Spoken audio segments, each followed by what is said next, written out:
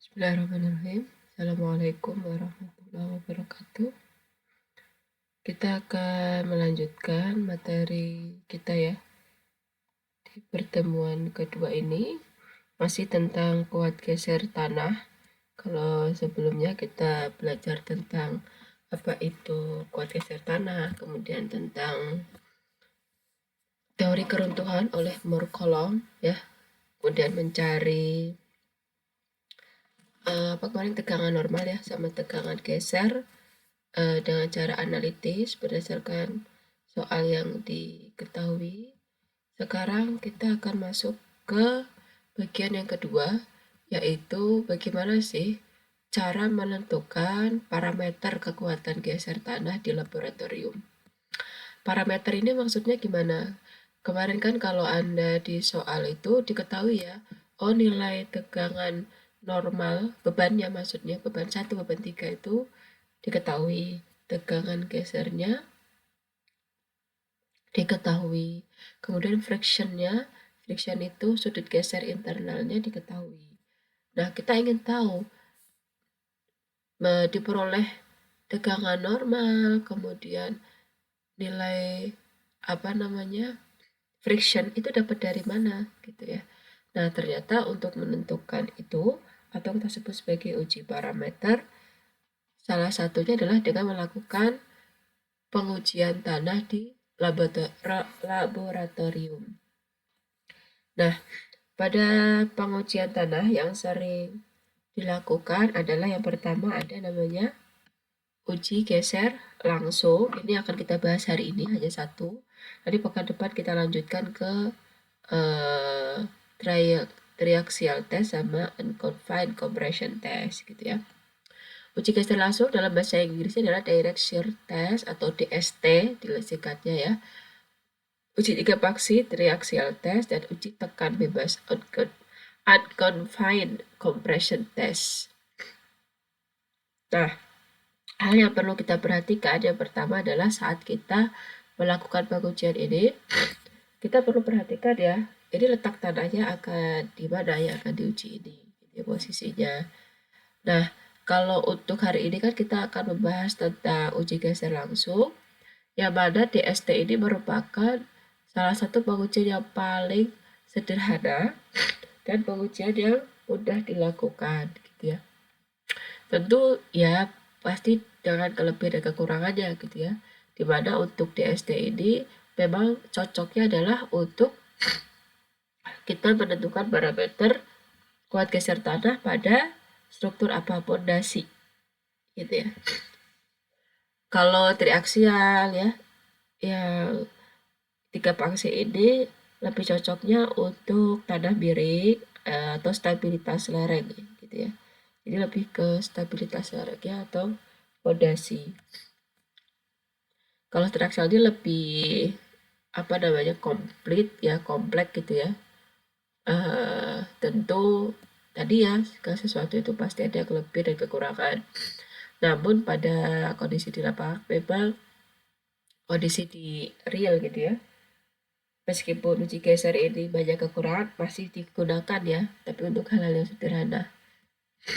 Nah, ini adalah penampakan untuk uji geser langsung. Nanti saya akan berikan link YouTube ya, di mana link YouTube ini kan lebih ke pemodelan nih. Anda nggak lihat secara langsung kan bentuk tanahnya seperti apa, alatnya tuh kayak gimana.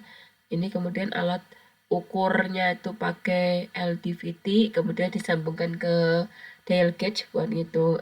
LDVT itu alatnya ya buat ngedeteksi penurunan maupun pergeserannya.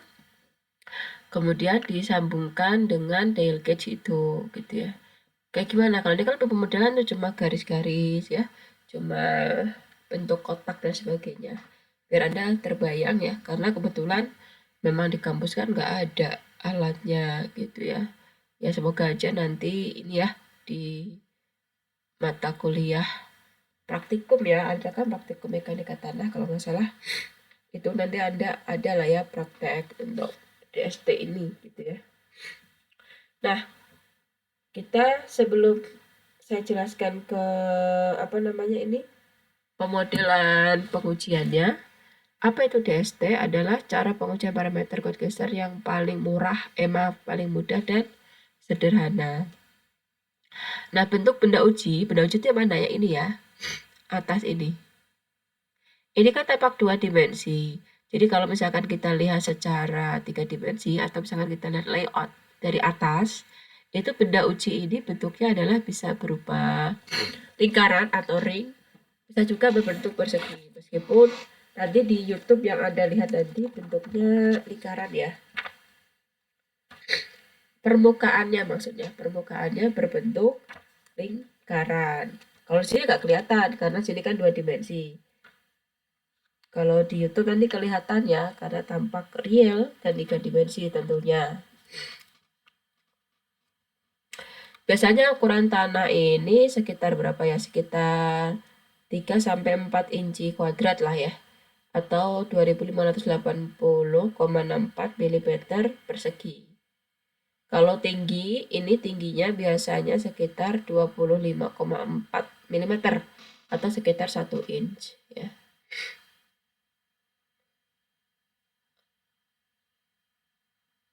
Nah, selain itu, DST ini sebenarnya lebih cocok untuk kondisi tanah yang berpasir ya, baik dalam kondisi loose maupun dense gitu ya.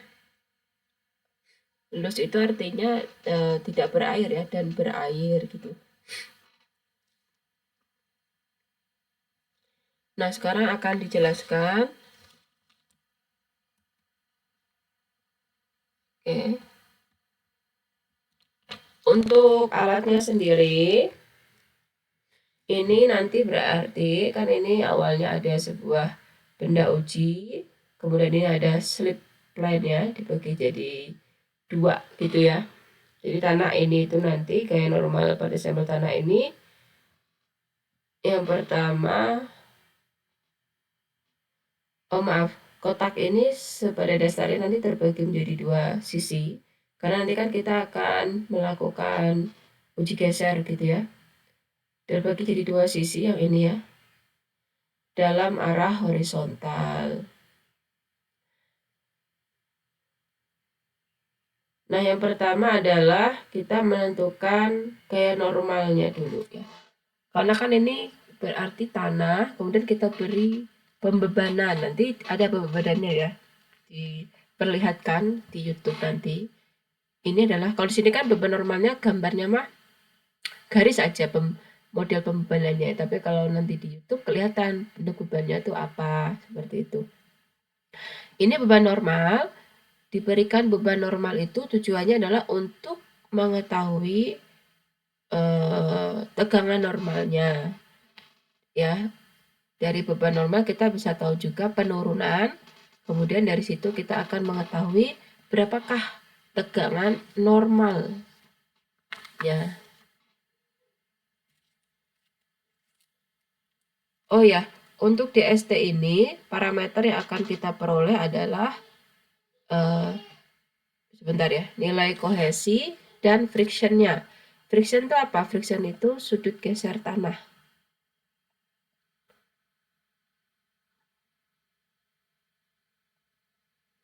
Jadi kita ingin memperoleh frictionnya sama kohesi, itu diperoleh dari pengujian ini. Tentu otomatis tegangan normal dan tegangan geser juga ya.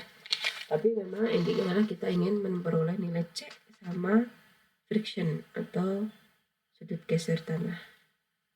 Nah, selain beban normal, di sini beban normalnya itu masukin adalah beban mati gitu ya. Dia masuknya beban mati. Selain ada beban normal, ada juga kita beri beban geser atau gaya geser. Kalau beban normal kan arahnya vertikal ya, tegak lurus.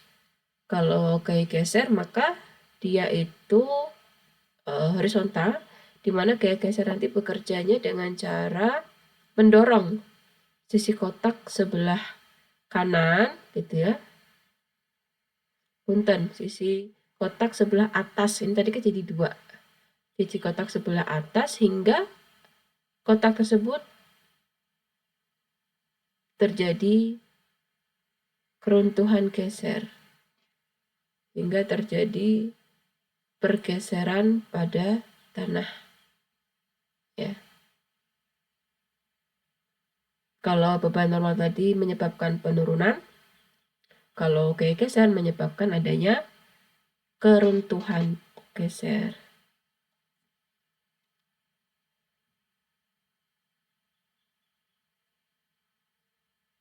Kalau di sini ada porous stone-nya juga, itu adalah batu ya. Batu berpori, kemudian ada alat ya nanti pengukur air porinya. Kalau di sini, kalau yang atas ini nanti untuk alat pengukurnya ada 2. Ini dial gauge untuk hitung penurunan akibat beban mati atau normal. Kalau yang sebelah kanan ini, maaf yang di samping itu adalah dial gauge untuk mengukur pergeseran gitu ya.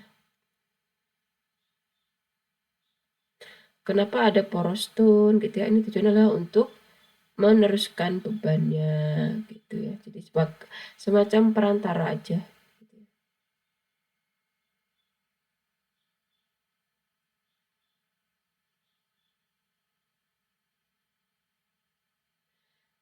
Dalam pemberian gaya geser ini kita ambil yang terkendali ya. Terkendali itu artinya apa? Pemberian bebannya itu teratur dan konstan gitu ya.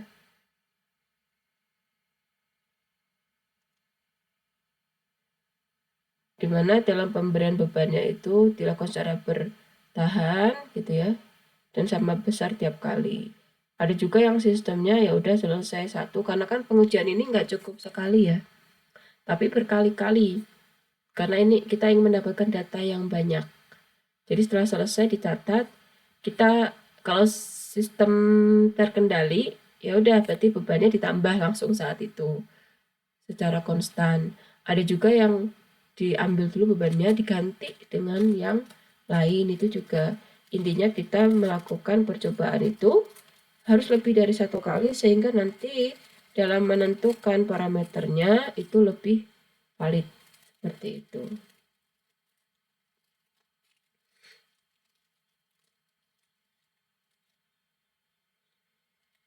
Interpretasi hasil DST-nya bisa kita lihat di sini. Akibat beban normal, benda uji ini mengalami yang namanya penurunan. Penurunan itu kalau kita tekan pasti kan memendek gitu ya. Memendek inilah bahasa civil engineering kita sebut sebagai penurunan, dilambangkan dengan gambar ini ya. Delta. Kemudian akibat beban geser, kalau beban normal kita beri lambang N tadi, kemudian penurunannya dengan delta. Kalau akibat beban geser, kita lambangkan dengan F beban gesernya. Di mana akibat beban geser ini akan terjadi pergeseran. Dilambangkan dengan delta juga. Kalau tadi itu penurunan delta V secara vertikal, kalau ini pergeseran. Tentu secara horizontal ya. Dan dikasih bagian atas ya, karena dia terbagi jadi 2 bagian. Terus bagaimana sih kondisi tanah saat ada pengujian ini? Ada berbagai kondisi, nanti tinggal disesuaikan ya. Cuma nanti kalau yang di YouTube itu kondisi dry, ada airnya. Atau kondisi undry, consolidated, atau unconsolidated. Artinya ini tergantung tanah yang akan kita uji gitu ya. Apakah ke depannya nanti dia termasuk drain, dia termasuk yang dipadatkan atau tidak. Hasil dari uji DST ini nanti yang ingin kita peroleh parameter adalah tentu yang pertama kohesi. Nilai kohesinya berapa? Dimana kohesi adalah daya ikat antar partikel yang sama pada tanah gitu ya. Dimana semakin besar kohesinya maka kemampuan untuk menahan gaya geser pun akan semakin baik. Dan ingin tahu kita itu dapat dari mana, kan nggak mungkin ujuk-ujuk ada kohesi ya. Ya dari mana ya kohesi ya? Ini bukan suatu parameter ukuran gitu ya, karena setiap tempat bahkan dalam satu kota pun itu bisa jadi memiliki nilai tanahnya ya, maksudnya ya, kohesi yang berbeda. Selain kohesi ada sudut internal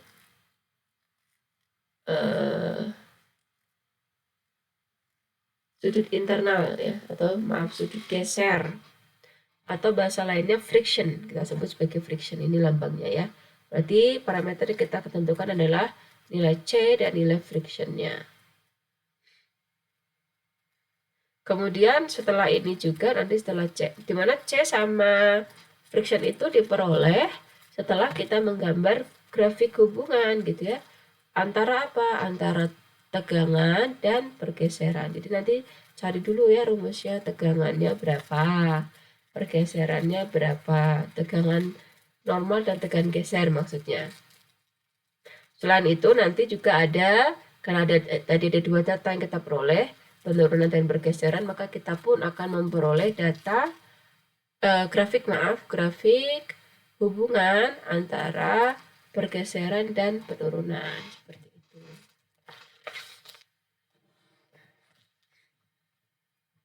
Begini kira-kira interpretasinya. Nah, di sini Anda bisa lihat ya, ada titik, ada 3, ini maksudnya gimana? Artinya percobaannya ini sebanyak 3 kali. Ya. Kalau ada warna hijau dan warna biru maksudnya apa? Warna biru itu untuk jenis pasirnya lepas. Warna hijau untuk pasir yang padat, consult atau dense ya. Kalau yang biru berarti loose, lepas kayak gitu. Bentar ya.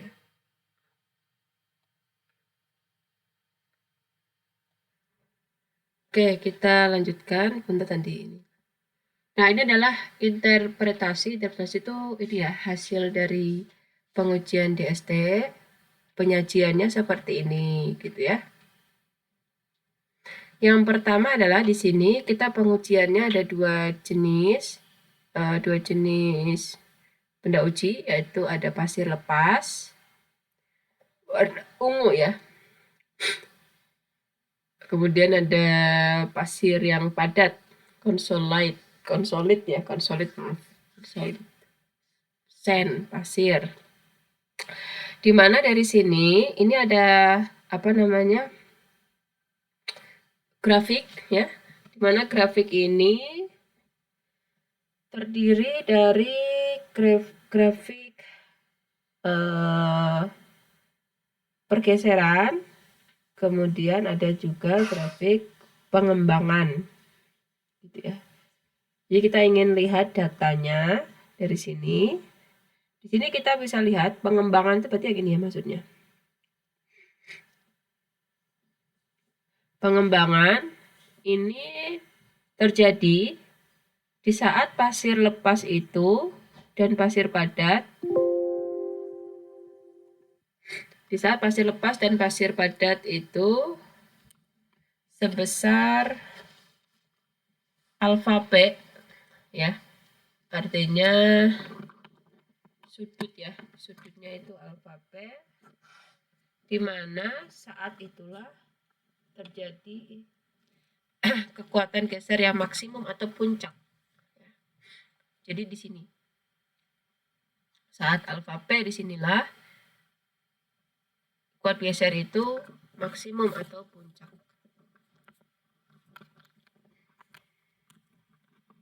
Kemudian kuat geser ultimate itu maksudnya apa? Ultimate itu berarti udah endingnya lah ya. Berarti nanti setelah itu tuh akan sama terus gitu. Ininya apa namanya, kuat gesernya. Bukan puncak, kalau puncak kan paling gede. Kalau puncak itu nantinya berarti turun gitu ya. Tapi kalau ultimate itu udah batas gitu ya. Ultimate atau kritis, kita sebutnya sebagai kritis, itu terjadi di saat perubahan tinggi itu ya ini ya. Benda uji itu tetap. Ya. Berarti saat dia, tetap, ini maksudnya perubahan tingginya, pergeseran. Jadi saat perubahan tinggi benda uji tetap itu lurus gitu ya, maka nilai kuat gesernya itu mencapai ultimate atau kritis.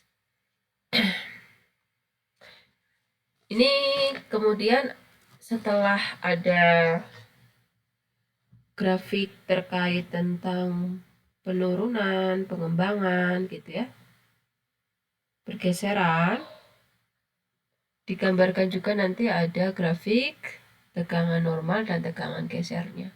Jadi kan dihitung dulu tuh nilai tegangan normal berapa, tegangan gesernya berapa. Jadi memang nggak langsung dapat angka dari percobaan ya, tapi pakai perhitungan dulu. Jadi datanya itu masih data mentah dulu ya. Data apa? Data beban, data luas permukaan sampel, baru nanti diolah menjadi tegangan geser maupun tegangan normal. Setelah itu baru diplotting ke grafik ini. Lebih jelasnya kita akan ke contoh soal ya. Sebelumnya kita akan mereview kembali atau menyimpulkan ya bagaimana karakteristik dari uji DST ini atau direct shear test atau uji geser langsung. Pertama adalah benda uji ini pada kondisi ini dipaksa ya, berarti dipaksa supaya dia itu mengalami keruntuhan atau failure pada bidang yang ditentukan. Itu yang pertama bisa kita lihat ya, karena dikasih beban geser tadi ya, atau gaya geser. Kemudian yang kedua adalah distribusi tegangan pada bidang runtuh tidak seragam dan kompleks. Distribusi tegangannya ya, ini tegangannya. Tuh ya. Dia tidak seragam atau kompleks, naik, turun gitu ya. Tidak seragam. Karena dipaksakan tadi ya. Jadi dia tidak seragam. Dan kompleks sekali ya. Macam-macamnya tadi sehingga dikatakan tidak seragam. Kemudian kita bisa lihat juga pergeseran itu hanya terbatas pada gerakan maksimum sebesar alat DST digerakkan. Jadi pergeserannya karena dipaksa, ya udah dia itu geser hanya karena digerakkan oleh alat DST tadi digerakkan. Jadi kalau nggak digerakkan ya nggak akan geser. Ya dia dipaksa geser lah ya. Itu. Kemudian luas bidang kontak antara tanah di kedua setengah bagian kotak geser berkurang ketika pengujian berlangsung. Ya karena kalau saat digeser artinya luas bidang kontak ya antara dua bagian ya, antara atas dan bawah ini awalnya kan dia terkontak semuanya tuh, artinya saling menyentuh ya, menyatu di seluruh penampang, tapi saat digeser artinya apa? Bidang kontaknya berkurang ya kan, yang menempel itu berkurang. Ini adalah ketidaktentuan hasil dari DST ya, artinya parameter itu ada yang memang masih dipertanyakan lah bisa dikatakan. Jadi meskipun ya banyak ketidaktentuan pada DST ini gitu ya, dan nanti saya katakan ini adalah pengujian yang paling sederhana dibandingkan dengan pengujian yang lain, tapi uji geser ini tetap merupakan uji yang paling mudah dan paling ekonomis ya untuk tanah-tanah pasir jenuh ataupun kering. Ya kalau terpaksa pakai ini kalau mau gampang gitu ya. Misalkan nggak ada biaya, nggak ada alat yang sederhana ya bisa pakai ini. Cuma tadi resikonya ketidaktentuannya banyak gitu ya. Ada beberapa ada yang mengatakan ya agak diragukan gitu ya. Tapi kalau untuk bangunan sederhana, kemudian untuk kondisi yang sangat terbatas ya tidak masalah menggunakan uji DST ini. Kita masuk ke contoh soalnya. Hasil uji geser langsung suatu contoh tanah lembung berpasir ukuran diameter. Berarti diameter itu maksudnya apa sih? Tadi kan ini kalau tampak atas itu kelihatan tanahnya itu bentuknya adalah lingkaran atau tabung ya. Tinggal gambarkan seperti ini. Atau saya coba lihat YouTube-nya ya.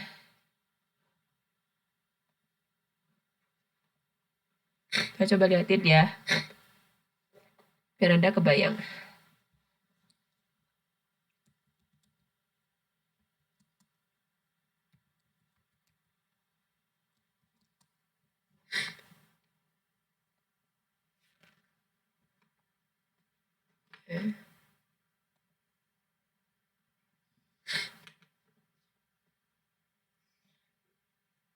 Mana ya? Oh, kemarin saya udah ngasih. Bentar ya.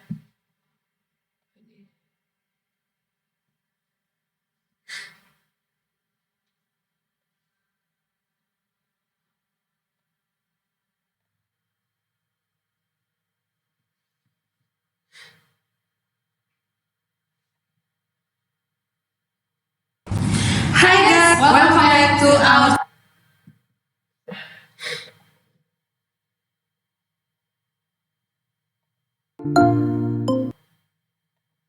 Nanti coba ditonton yang ini ya. Cuma saya pengen memperlihatkan maksudnya gimana sih yang bentuk sampel itu.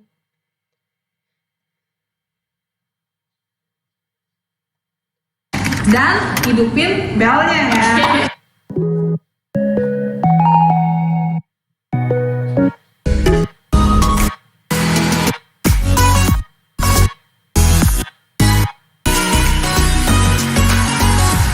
Nah, ini adalah mencetak sampel. Sampel tanah itu yang akan kita pakai ya. Jadi bentuknya tuh lingkaran, tabur ya, pendek gitu ya.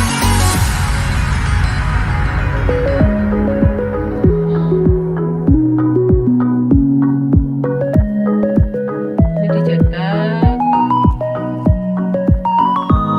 Kalau di sini berarti permukaannya bentuknya adalah lingkaran ya. Nah, inilah sampel, maksudnya tuh yang ini loh, sampel lah ya. Nanti coba saya. Nah, diukur.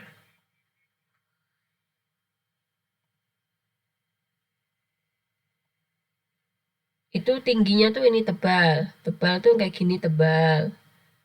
Kalau nah ini coba saya taruh sini ya.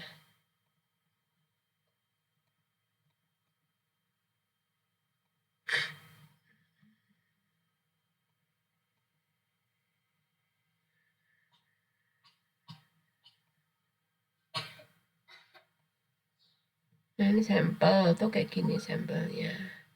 Dimasukin ke alat Director test ya. Nah, dari sampel ini nanti diukur diameternya ke lingkaran tuh. Ya kan? Lingkaran. Kemudian tebal. Diameter berarti lingkaran ini. Tebalnya berarti 25 mm. Diukur ya pakai penggaris yang tadi loh.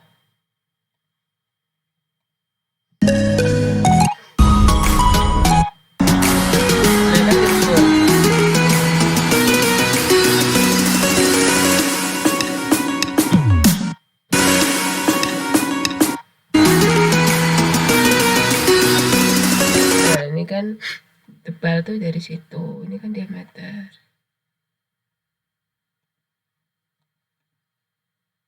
Biar Anda paham ya. Kok ya gini sih, nggak kerekam gitu. Bentar ya.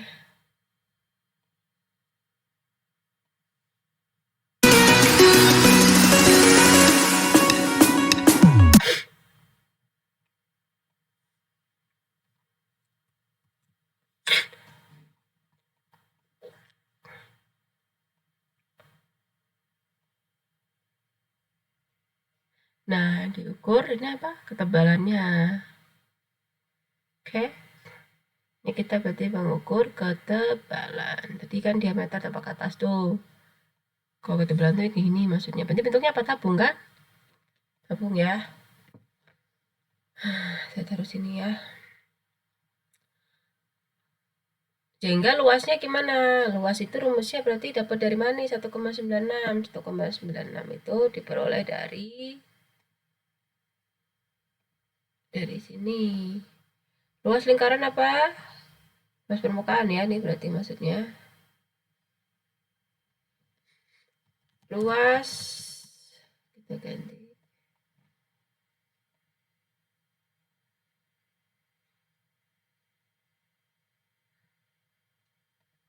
Luas permukaan.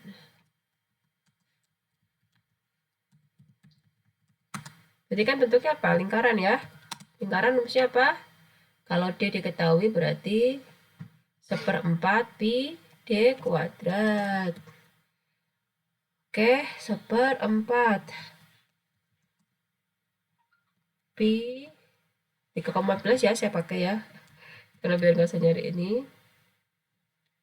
Kali ya, saya kali aja. Kali D. D-nya berapa diameternya? 50 meter. 50 mm. Atau mau jadikan meter, berarti kita ubah 50 mm ini diubah menjadi meter. Berarti dibagi berapa? Dibagi 1000 ya. Berarti berapa? 50. Nah, ini aja. Mana ya, save ya. Jadi 50 dibagi 1000. Karena, kenapa bagi 1000? Karena kita ubah milimeter ke meter. Kan 1000 ya.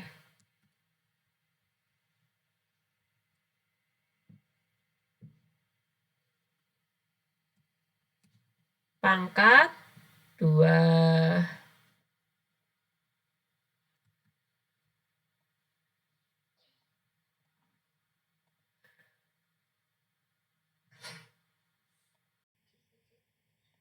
Oke.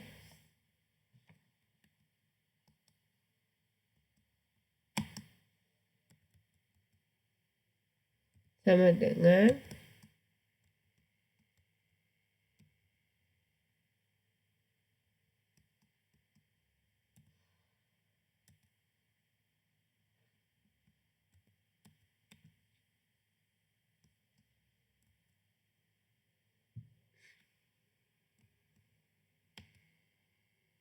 kadang gemes yang kayak gini.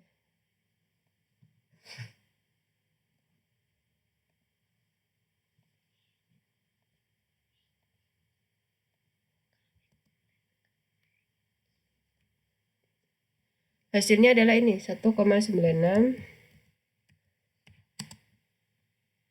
kali 10 pangkat min 3.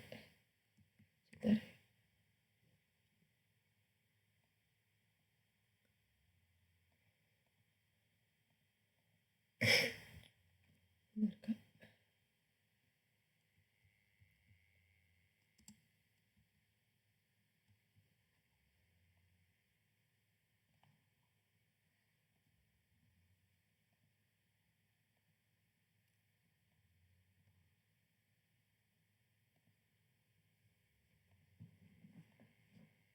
Oke, dari situ ya ini ya. Luas permukaan, jadi jangan bingung dapat dari mana.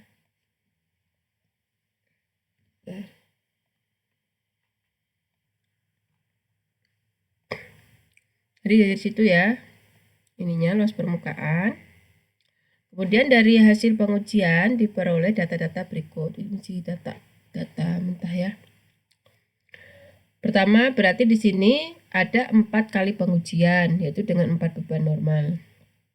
Di saat diberikan beban normal 150, beban geser saat runtuh. Oh maaf, beban gesernya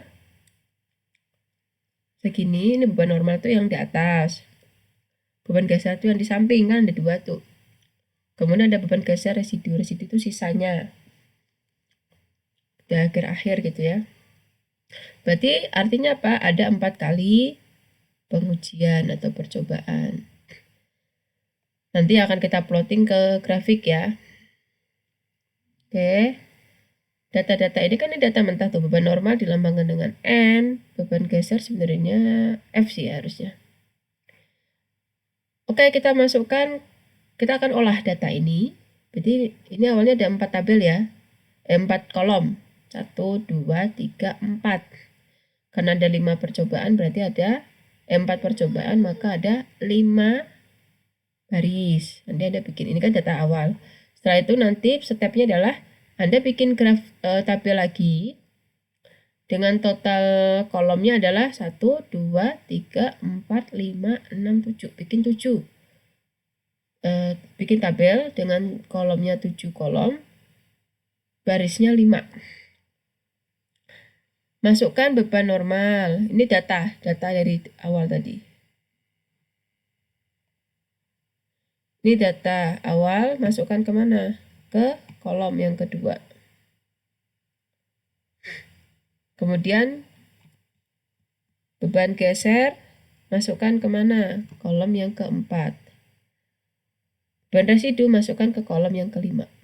Terus kolom ketiga dapat dari mana? Ini berarti kita sudah mulai mengolah datanya ya. Dari beban menjadikan tegangan. Rumusnya gimana? Rumusnya dari atas ini.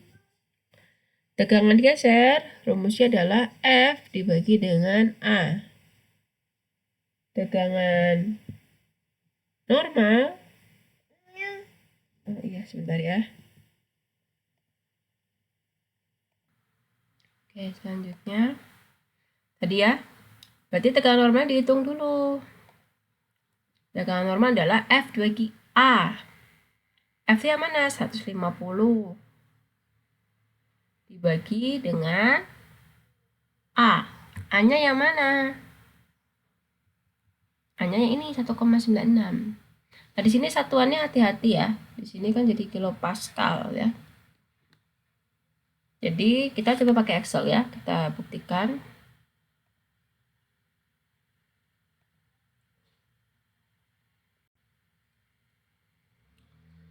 Kan ini satuannya awalnya dari satuan Newton per A-nya kan dari dalam satuan meter persegi. Jadi Newton per meter segi, jadikan kilopascal. Nanti kita ubah ya. Kita coba dulu ya. Berarti yang pertama adalah F-nya 150 dibagi A-nya berapa? 1,96 kali 10 pangkat min 3. Dibagi, kita kurung aja ya. Atau 1,96 kali 10 pangkat min 3. Dikurung 1. Nah, di sini pakai titik apa ya? Coba aja ya. Dibagi 10 pangkat 3 boleh. Langsung dikali 10 pangkat min 3 cukup. Sama aja ya. 10 pangkat 3.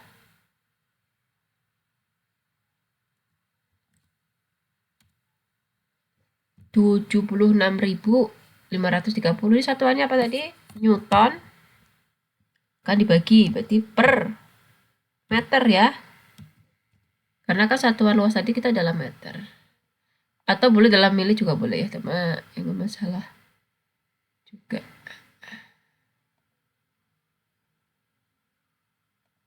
Oke, terus Newton meter itu nama lainnya adalah Pascal ya.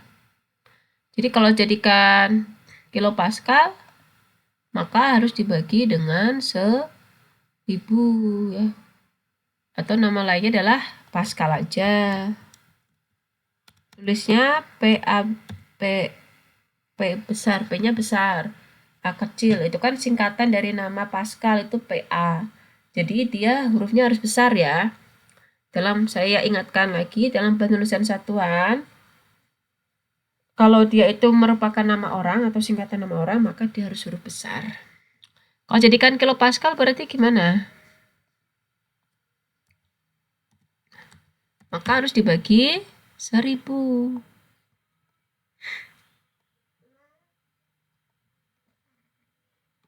Berarti dibagi 1000 ya.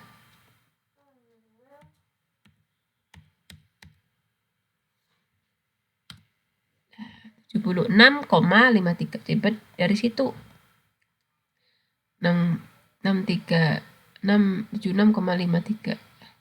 Ya hampir sama lah ya. Nah, ke bawah juga sama ya. A-nya juga itu aja. Oke. Kemudian beban geser runtuh. Tegangan gesernya juga sama. Berarti N-nya. Ini berarti harusnya F ya. Maaf, F.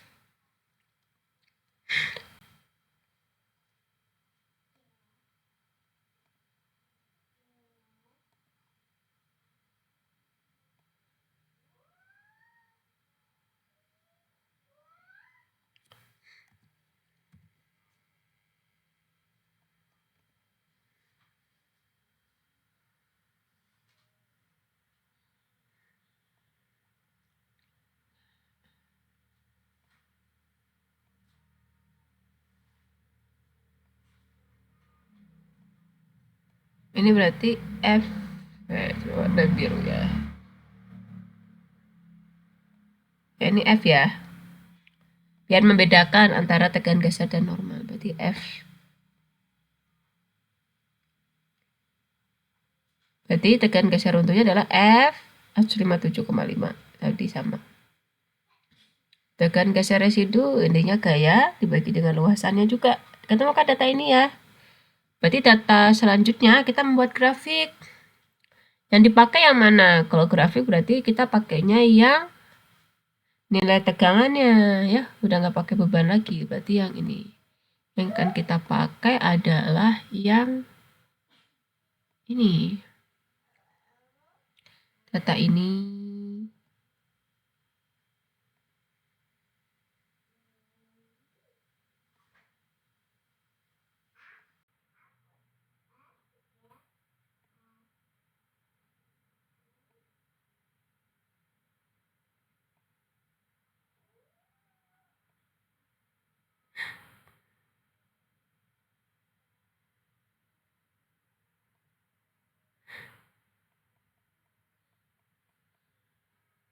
Nah, data ini yang kita pakai tegangan warna apa ya?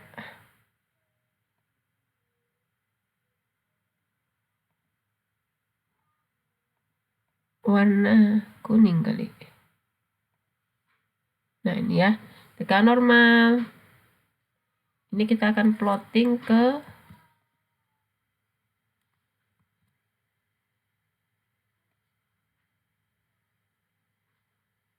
geser runtuh. Ini selanjutnya yang akan kita plotting ke grafik data-data ini. Oke. Nah, berarti yang pertama kita bikin grafiknya nih. Bikin tegangan normalnya, berarti bikin ya. Kalau pakai kertas milimeter block lebih baik. Tapi saya sarankan pakai itu. Nah.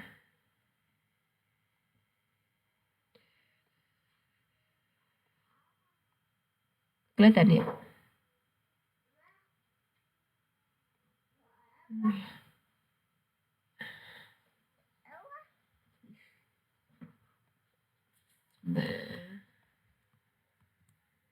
Dan kita bikin.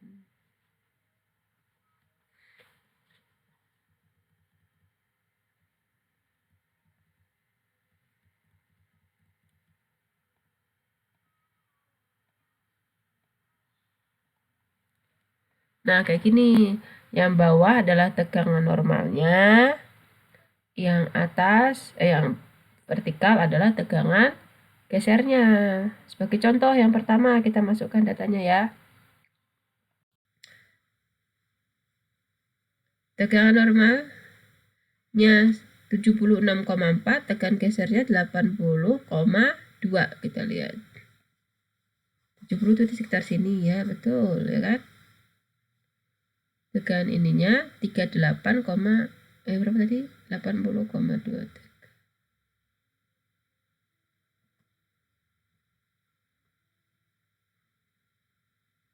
Sebentar. Oh, maaf. Ini yang velor berarti ya ungu ya. 80 berarti di sini. Ada dua macam. Warna ungu itu adalah untuk tegangan geser yang runtuh, yang utuh ya. Yang utama. Kalau yang warna merah adalah untuk grafik antara tegangan normal dan residu. Berarti sekarang kita yang fokus ke ungu ya. Tadi kan 76 sama 80. Nah, berarti di sini ininya 76, sumbu tegangan gesernya adalah 70. 80, betul, berarti di sini titiknya. Yang kedua, 127 dan 101. 127 kira-kira di sini tengah-tengah. 101, nah ini betul ya. Nah, ini adalah untuk keruntuhan atau geser yang bukan residual. Kalau residual gimana? Tegangan normal 76,4 dan 22,5.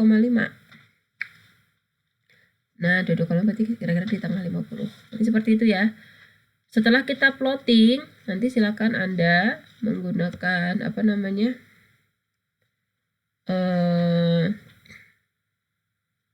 ini pakai Excel juga bisa ya, sebenarnya pakai Excel, cuma kan sekarang manual dulu aja, nanti karena memang nggak banyak, manual aja lah. Pakai kertas milimeter block ya, silakan. Nanti untuk tugas juga. Setelah plotting kita tarik garis. Sebisa mungkin harus lurus ya, atau kita sebut linear. Karena kita ingin mendapatkan sebuah persamaan. Ya kan, lurus.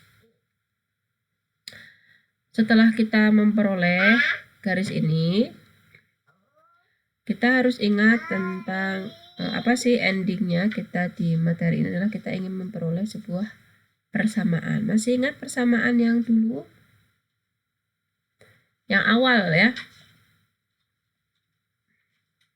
Bahwasannya rumusnya adalah tegangan geser, ya kan, sama dengan ini kohesi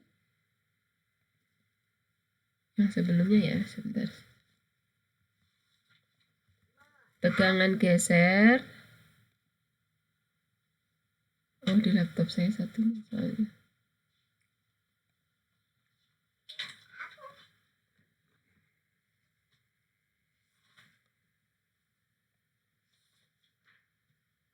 Tegangan geser, ini tegangan geser.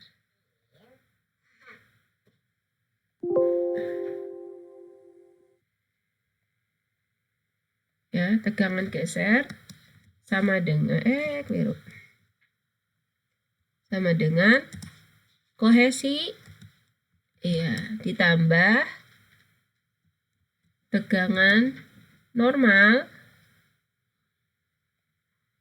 Normal yang ini. Oke. Dikali tan sudut frictionnya atau sudut geser internal. Kali tan sudut gesernya yang gambar ini. Ini kita peroleh dari gambar ini nanti. Nah, kita akan ukur ya. Jadi habis ini Anda harus benar-benar menguploadingnya. Setelah itu kita akan manual mengukurnya. Cuma saya reminder kembali ya terkait sudutnya. Oke. Ini rumusnya. Nanti akan kita pakai ya. Tapi sebelum ini kita harus tentukan dulu nilai C sama frictionnya atau sudut geser internalnya. Oke. Kita cari tahu gimana caranya. Ini ada di materi yang pekan lalu. Jadi silakan dicek lagi. Jadi kita ingin mendapatkan persamaan ini. Gimana C sama friction itu kan koefisien ya, jadi harus dicari. Nah, setelah Anda gambar ini, Anda selanjutnya adalah apa? Membuat garis horizontal. Stepnya kan udah bikin grafik ini. Ya, ini sebisa mungkin lurus, menyentuh sedikit lah, nggak masalah, yang penting menyentuh. Membuat grafik garis lurus horizontal. Nah, di sini caranya.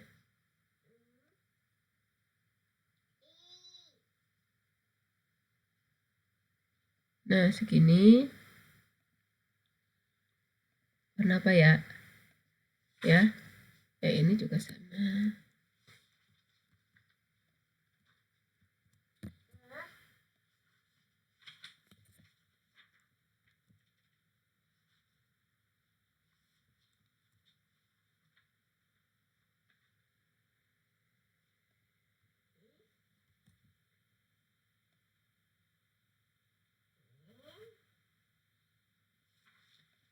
Nah, yang pertama kita fokus ke yang warna ungu, itu adalah untuk keruntuhan utamanya ya.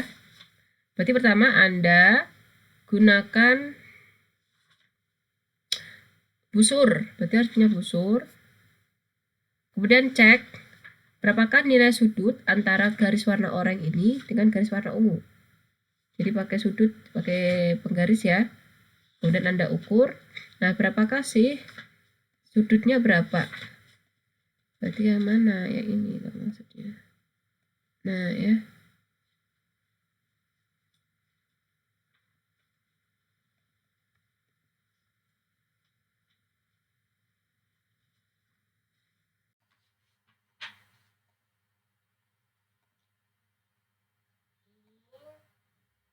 Textfil.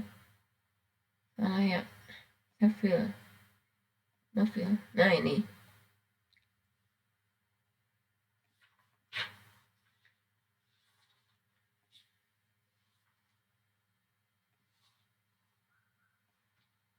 Ya, ini ketemu setelah diukur pakai busur, ketemu 27,6 derajat. Tadi untuk keruntuhan maksimum atau puncak. Kalau ya untuk keruntuhan residual setelah diukur diperoleh frictionnya adalah 15 derajat. Oke, udah dapat C. Oke. Pokok C, friction 1, friction F sama friction residualnya udah dapat 27,6 dan 15 derajat. Kemudian setelah itu cari kohesi.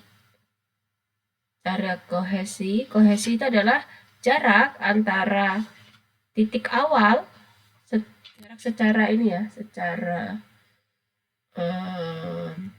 vertikal, titik awal ke sumbu X atau ke titik 0. Titik awal. Kalau yang keruntuhan atau kekuatan maksimum puncaknya, caranya gimana? Garis warna oranye ke titik 0 ini.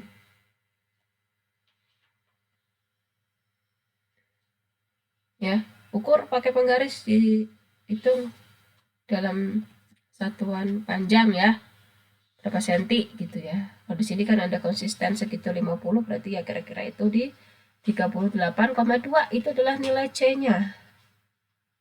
Berarti C-nya udah dapat 38,2, frictionnya dapat juga. Kalau untuk residual, C-nya berapa? Nggak ada jarak ya antara startnya sama titik 0, berarti C-nya adalah 0. Oh, ada kecil ya, ternyata di sini kecil sekali ya, disebutkannya 0,6. Tapi nggak kelihatan ya. Saya tulis aja ya.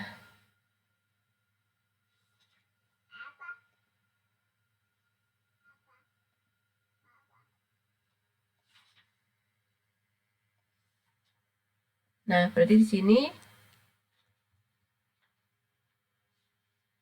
C residual. C residualnya adalah 0,6. Nah,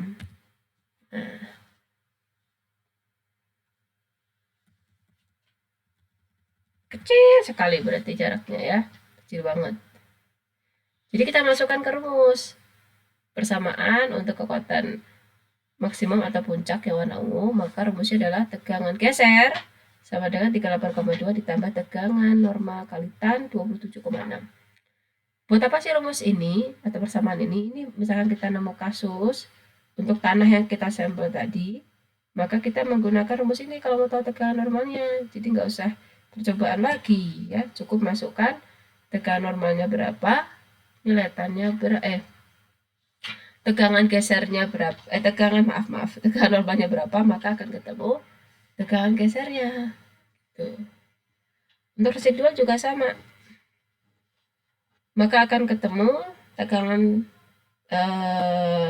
gesernya berapa dari tegangan normal yang diketahui. Jadi kalau di lapangan butuh data, ya udah tinggal pakai rumus ini. Tidak usah melakukan percobaan ulang kembali ya. Nah, tugas untuk Anda untuk sekarang dikerjakan ya. Minimal kerjakannya sampai minimal ya. Dikerjakan sampai ke pengolahan beban ketegangan tabel, belum sampai ke grafik.